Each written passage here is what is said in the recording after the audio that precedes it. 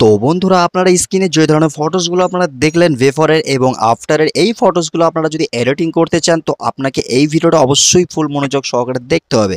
তার কারণ এই ভিডিওটাতে ফুল প্রসেস আপনাদেরকে বলে দেওয়া হয়েছে কীভাবে আপনারা এই ধরনের ফটোসগুলো এডিটিং করতে পারেন মাত্র কয়েক সেকেন্ডের মধ্যে। তো বন্ধুরা চলুন বেশি কথা বলবো না, ভিডিওর মূল টপিকে চলে যাওয়া যাক। তো এই ধরনের এডিটিং করতে গেলে আপনাদেরকে সর্বপ্রথমে একটা অ্যাপ্লিকেশনের প্রয়োজন হবে, আর ওই অ্যাপ্লিকেশনটার নাম হলো ফটোর অ্যাপ্লিকেশন। এই অ্যাপ্লিকেশনটা কীভাবে ডাউনলোড করবেন আমি ভিডিও শেষে আপনাদেরকে বলে দেবো। তো এই অ্যাপ্লিকেশনটা সর্বপ্রথম আপনাকে কী করতে হবে, ওপেন করে নিতে হবে। অ্যান্ড ওপেন করে নেওয়ার পরে এখানে কিন্তু ইন্টারফেসটা এইরকম দেখতে পাবেন। তো ভাই আমি আপনাদেরকে একটা কথা বলি, আমি সমস্ত ধরনের অ্যাপ্লিকেশন থেকে ফটো এডিটিং করেছি, কিন্তু এই যে ফটোর অ্যাপ্লিকেশনে যতগুলো ফিচার আছে অন্যান্য অ্যাপ্লিকেশনে কিন্তু নেই। ঠিক আছে, অনেকগুলো ফিচার কিন্তু আপনি দেখতে পেয়ে যাবেন এই অ্যাপ্লিকেশনের মধ্যে।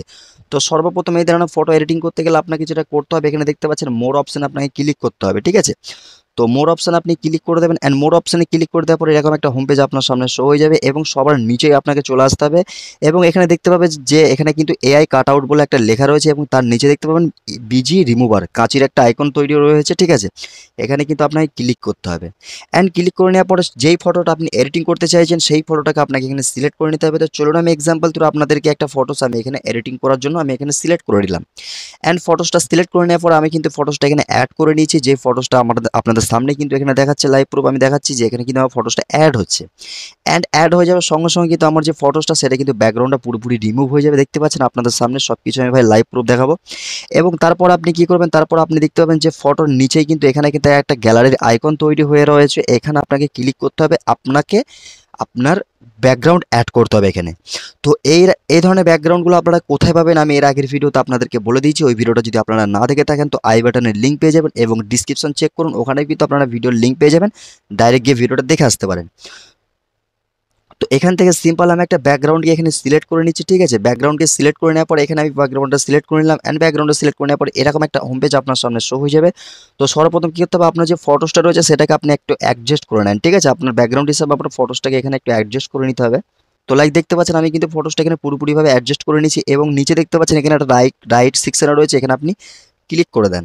অ্যান্ড ক্লিক করে দেওয়ার পরে এখানে কিন্তু আপনার ব্যাকগ্রাউন্ড অ্যাড করার কাজটা কমপ্লিট হয়ে গেল। এবার আপনাকে কী করতে হবে, এখানে এই অপশনটা, এই যে বিউটির পাশে এই অপশনটাতে ট্যাপ করে দেবেন। অ্যান্ড ট্যাপ করে দেওয়ার পরে এখানে আপনি দেখতে পাবেন অ্যাডজাস্টে রয়েছে, অ্যাডজাস্ট আপনি ক্লিক করে দেওয়ার পরে এখানে আপনি স্যাচুরেশন বাগেরা এগুলো আপনারা যদি চান এগুলো বাড়িয়ে নিতে পারেন। ঠিক আছে, আপনাদের ইচ্ছা মতো কিন্তু আপনারা এখানে বাড়িয়ে নিতে পারেন। তো আমি এখানে কিন্তু শার্পেনটা আমি আপনাদেরকে রিকমেন্ড করবো, শার্পেনটাকে আপনারা ফুল ইনক্রিজ করে দেন। ঠিক আছে, ফুল বাড়িয়ে দেন।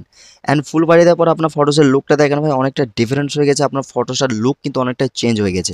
তো তারপর আপনি কী করবেন, এখানে কিন্তু আরেকটা অপশানস কিন্তু আপনার সামনে রয়েছে, এখানে দেখেন এআই আপ স্কেলার, এখানে আপনি ক্লিক করে দেন। অ্যান্ড যখন আপনি এখানে ক্লিক করে দেবেন, ক্লিক করে দেওয়ার পরে এখান থেকে কিন্তু আপনার সামনে কিন্তু এরকম একটা লোডিংয়ের একটা হোম পেজে কিন্তু আপনার সামনে শো হয়ে যাবে। তো এখানে কিন্তু আপনার ফটোসের যে এখানে দেখতে পাচ্ছেন লেখায় দেখিয়ে দিচ্ছে ইমপ্রুভিং ইমেজ রেজুলেশন, আপনার যে রেজুলেশন আপনার যে কোয়ালিটি এটাকে ইমপ্রুভ করছে। তো চলুন আমি একটু ওয়েট করে আপনাদেরকে দেখিয়ে দিই। তো ফাইনালি কিন্তু এখানে কিন্তু আমার পুরোপুরি ফটোসটা কিন্তু রেডি হয়ে গেছে এবং আপনাদের সামনে পুরো তৈরি হয়ে চলে এসেছে ফটোসটা। তো আমি এখানে রাইট করে দিলাম।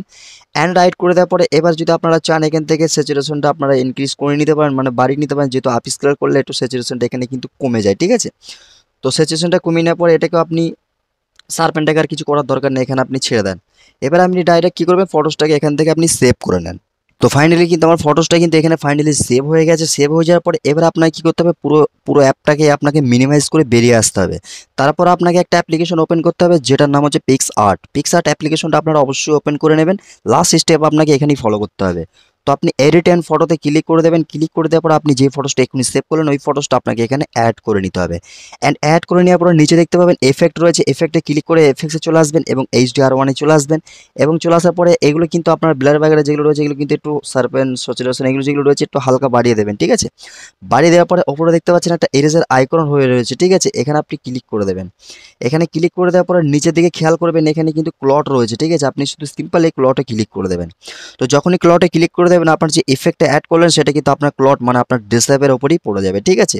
তো ফাইনালি দেখতে পাচ্ছেন আমার ফটোসের লুকটা কিন্তু এমনভাবে রেডি হয়ে গেছে, আপনাদের সামনে লাইভ প্রুফ দেখালাম। আপনার ফটোসের কোয়ালিটিটা দেখেন অনেকটাই ডিক্রিজ হয়ে গেছে, আপনার ফটোর কোয়ালিটি ইনক্রিজ হয়ে গেছে, আপনার ফটোর লুকটা অনেকটা চেঞ্জ হয়ে গেছে। তো আপনারা ফাইনালি এবার ফটোসটা এখান থেকে ডাউনলোড করে নেন। তো আপনারা স্ক্রিনে দেখেন বিফোরের ফটো এবং আফটারের ফটোর লুকটা দেখেন কতটা ভাবে লুক কিন্তু পরিবর্তন হয়ে গেছে এই ফটোসটি। তো আপনারাও চাইলে এই প্রসেসে এই ধরনের এডিটিংগুলো আপনারা করতে পারেন। তো অ্যাপ্লিকেশনটা যদি আপনারা ডাউনলোড করতে চান টেলিগ্রামে চলে আসেন, টেলিগ্রাম থেকে কিন্তু আপনারা অ্যাপ্লিকেশনটা পেয়ে যাবেন, ওখান থেকে কিন্তু আপনারা আসানিভাবে ব্যবহার করতে পারেন।